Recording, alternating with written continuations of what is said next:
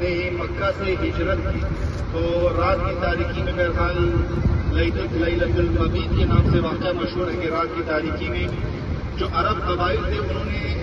ہر قبیلے سے ایک ایک افراد کو فرد کو چوز کیا تاکہ 40 قبیلے مل کر رسول خدا پر حملہ کریں اور بنی ہاشم ایک وقت میں ان 40 قبیلوں کا مقابلہ نہیں کر سکتے تھے۔ تو رسول خدا کو راتوں رات حکم ملا کہ رسول خدا مدینہ سے مکہ سے ہجرت کرے مدینہ کی جانب۔ رسول اللہ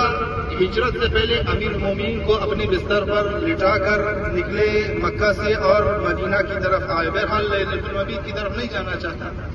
لیکن یہ رسول خدا مدینہ میں داخل ہونے سے پہلے آ کر قبا کے مقام پر توقف کیا اور امیر المومنین سے فرمایا کہ میرے بعد تم میرے اہل و عیال کو لے کر مدینہ کی طرف آنا۔ تو یہاں پر رسول خدا نے چند دن قیام کیا جب تک امیر المومنین حضرت زہرا سلام اللہ علیہ اور یہ بزرگان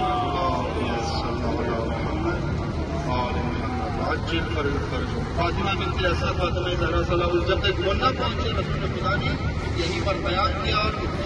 مسجد میں عبادت کرتے ہیں۔ البتہ یہ نقطہ میرے ذہن میں آئے کہ